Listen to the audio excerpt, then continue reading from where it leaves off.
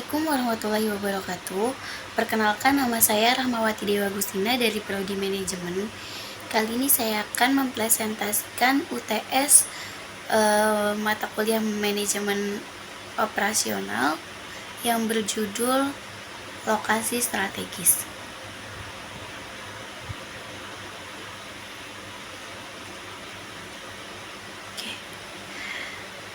Pentingnya lokasi yang strategis, yaitu keputusan strategis sering tergantung jenis bisnisnya. Untuk keputusan lokasi industri, strategi yang ditempuh biasanya adalah meminimasi biaya, sedangkan pada bisnis eceran dan pelayanan jasa profesional, strategi yang digunakan terfokus pada maksimisasi pendapatan. Pentingnya lokasi yang strategis, lokasi relatif jarang dilakukan perusahaan. Biasanya karena permintaan telah melebihi kapasitas pabrik atau karena perubahan produktivitas tenaga kerja. Kurs valuta asing, biaya dan sikap masyarakat sekitar.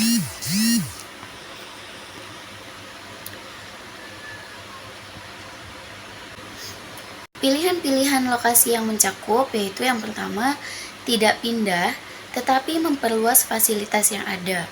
Yang kedua, mempertahankan lokasi yang sekarang tetapi menambahkan fasilitas lain di lokasi yang berbeda. Yang ketiga, menutup fasilitas yang sekarang dan pindah ke lokasi lain. Faktor-faktor yang mempengaruhi keputusan lokasi yaitu produktivitas tenaga kerja, kurs valuta asing, biaya, dan sikap. Yang pertama, produktivitas tenaga kerja.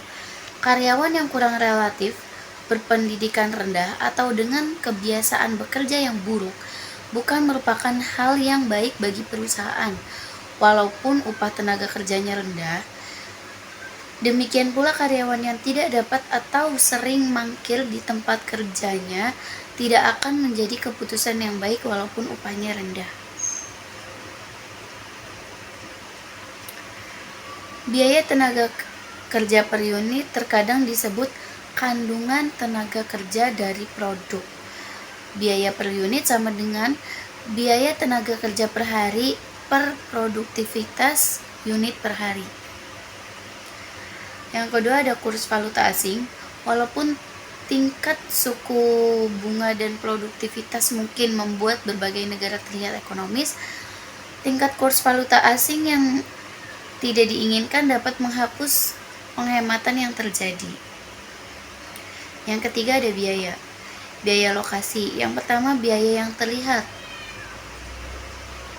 Biaya yang langsung dapat diidentifikasi dan secara tepat ditentukan jumlahnya, atau biaya tenaga kerja, biaya utility, bahan baku, pajak, penyusutan, dan biaya-biaya yang lain yang dapat diidentifikasi oleh manajemen dan bagian akuntansi. Yang kedua, biaya tidak terlihat. Biaya-biaya yang tidak mudah ditentukan angkanya. Kualitas pendidikan, fasilitas angkutan umum, sikap masyarakat terhadap industri dan terhadap perusahaan itu sendiri. Mutu dan sikap karyawan yang akan dipekerjakan, mutu variabel hidup seperti iklim dan kelompok-kelompok olahraga yang mungkin mempengaruhi proses rekrutmen yang dilakukan oleh bagian personalia. Yang keempat adalah sikap. Sikap dari pemerintah pusat, daerah, dan lokal terhadap kepemilikan swasta, penetapan zona, dan polusi serta stabilitas karyawan mungkin akan terus berubah. Sikap pemerintah pada saat keputusan lokasi dibuat mungkin tidak bertahan lama. Terlebih lagi, manajemen mungkin akan menemukan bahwa sikap-sikap demikian itu dapat dipengaruhi oleh kepemimpinan. Beberapa pertimbangan faktor yang mempengaruhi keputusan lokasi. Keputusan negara, peraturan, sikap, stabilitas, dan rangsangan pemerintah. Yang kedua ada isu-isu budaya dan ekonomi, lokasi pasar, ketersediaan tenaga kerja, sikap produktivitas, dan biaya. ketersediaan pasokan, komunikasi dan energi, dan yang terakhir ada tingkat kurs valuta asing. Yang kedua ada keputusan negara atau masyarakat, yaitu keinginan perusahaan, segi-segi yang menarik dari wilayah itu, ketersediaan tenaga kerja, biaya, sikap terhadap serikat pekerjaan, biaya dan ketersediaan utilities atau keperluan sama dengan yaitu listrik, air, dan seterusnya. Kemudian peraturan lingkungan hidup daerah dan nasional, rangsangan dari pemerintah, jarak relatif antara bahan baku dan dengan konsumen, biaya tanah atau pembangunan fasilitas. Kemudian keputusan lokal, ukuran dan biaya lokasi, sistem transportasi udara, kereta, laut, dan zaman bebas hambatan atau tol, pembatasan penetapan zona, dekat tidaknya jasa atau pasokan yang dibutuhkan, isu-isu dampak lingkungan. Kemudian ada metode evaluasi alternatif lokasi, metode pemeringkatan faktor, analisis titik impas lokasi, metode pusat gravitasi, yang keempat model transportasi.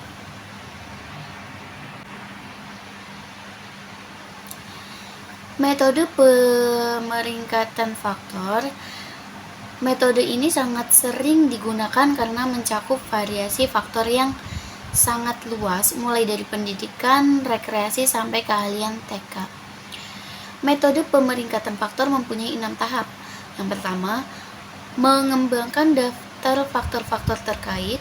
Yang kedua, menetapkan bobot pada setiap faktor yang mencerminkan seberapa jauh faktor itu penting bagi pencapaian tujuan perusahaan. Yang ketiga, mengembangkan suatu skala untuk setiap faktor. Yang keempat, meminta manajer menentukan skor setiap lokasi untuk setiap faktor dengan menggunakan skala yang telah dikembangkan pada tahap 3. Yang kelima, mengalihkan skor itu dengan bobot dari setiap faktor dan menentukan jumlah total untuk setiap lokasi. Yang keenam, membuat rekomendasi yang didasarkan pada skor laba maksimal dengan juga mempertimbangkan hasil dari pendekatan kuantitatif. Faktor-faktor yang mempengaruhi pemilihan lokasi. Biaya TK termasuk upah, pembentukan terikat pekerja, produktivitas. Yang kedua, persediaan TK termasuk sikap, umur, distribusi, dan keahlian. Jarak lokasi dengan bahan baku dan pemasok. Yang keempat, jarak lokasi dengan pasar. Yang kelima, kebijakan fiskal pemerintah negara, bagian dan lokasi, termasuk rangsangan pemerintah, pajak, kompensasi pengangguran. Yang keenam, peraturan lingkungan hidup. Yang ketujuh, peralatan dan keperluan atau bahan bakar, listrik, air, dan biayanya. Yang ke-8, biaya lokasi. Sudah termasuk tanah, ekspansi, parkir, dan pengeringan. Yang ke-9, ketersediaan transportasi, termasuk kereta api, udara, air, jalan, antara negara, bagian. Yang ke-10, isu kualitas hidup di antara masyarakat, termasuk semua tingkat pendidikan, perumahan, transportasi, hiburan, dan fasilitas keagamaan. Yang ke-11 ada kurs valuta asing, termasuk tingkat kurs stabilitas. Yang ke-12 kualitas pemerintah, termasuk stabilitas, kejujuran, sikap terhadap bisnis baru yang dari luar negeri ataupun yang dari daerah itu sendiri. Contoh, Five Flags Florida, rantai usaha 10 taman hiburan keluarga di AS telah memutuskan untuk memperluas bisnisnya ke luar negeri dengan membuka taman hiburan pertama mereka di Eropa. Berkas Pemeringkatan pada tabel di bawah ini memberikan daftar faktor kualitatif yang telah diputuskan oleh manajemen sebagai faktor-faktor yang penting. Pemberian bobot dan peringkat mereka untuk 2 lokasi Dijon, Prancis dan Copenhagen, Denmark. Berikut adalah tabel dari bobot skor dan pemecahan.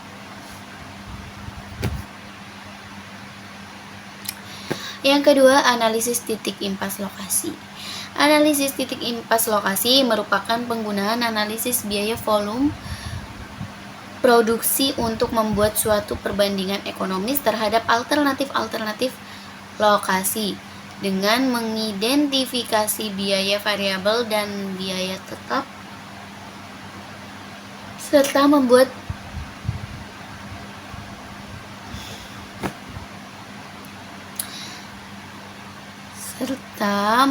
grafik kedua biaya ini untuk setiap lokasi.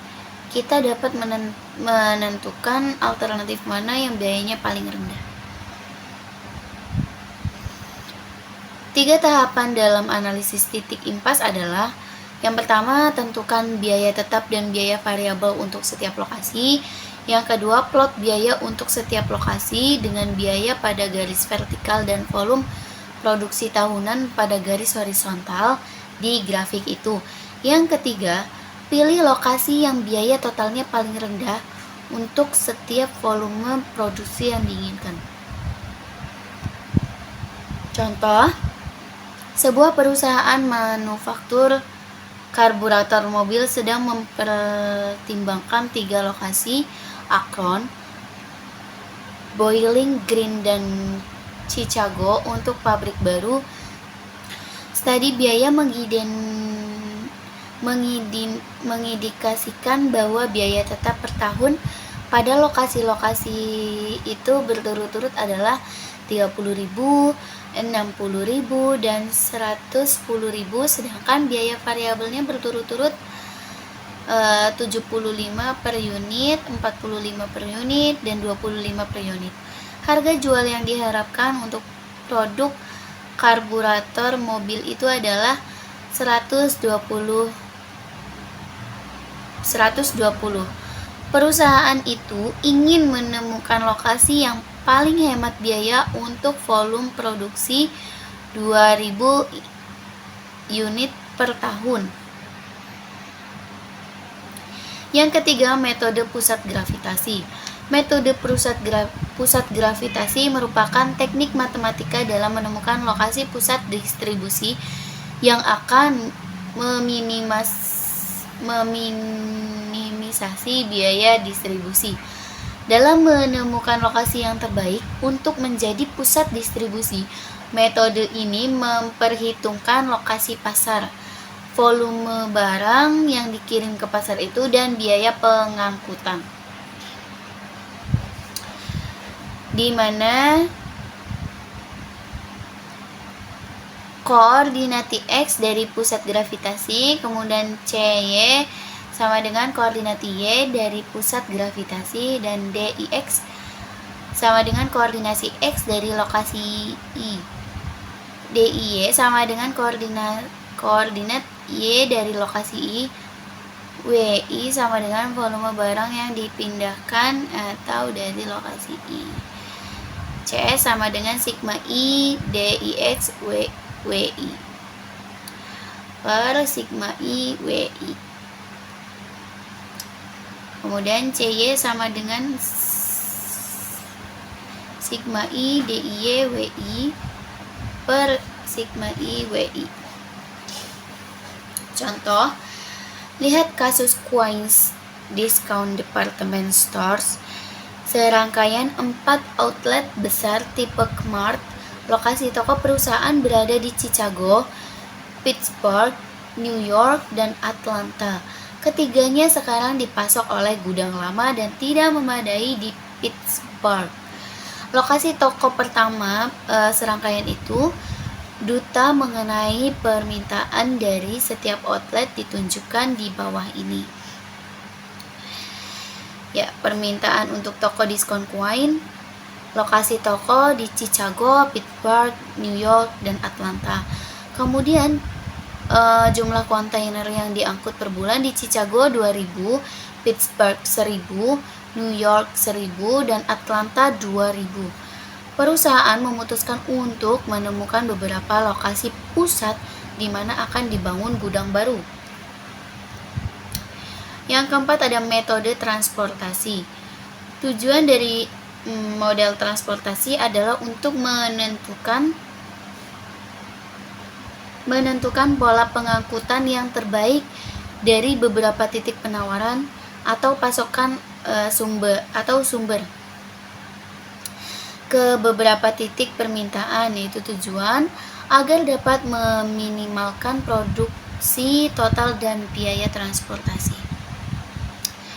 Strategi lokasi pelayanan jasa.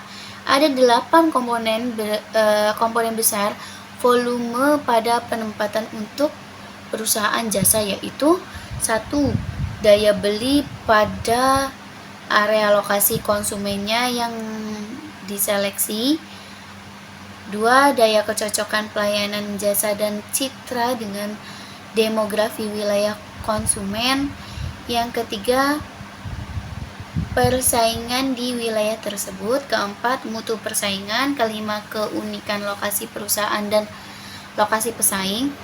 Yang keenam, mutu fisik fasilitas perusahaan dan mutu fisik fasilitas perusahaan yang berdekatan letaknya. Yang ketujuh, kebijakan operasi perusahaan. Yang kedelapan, mutu dari manajemen. Baik, itu saja presentasi yang dapat saya sampaikan. Kurang lebihnya mohon maaf. Sekian dan terima kasih. Wassalamualaikum warahmatullahi wabarakatuh.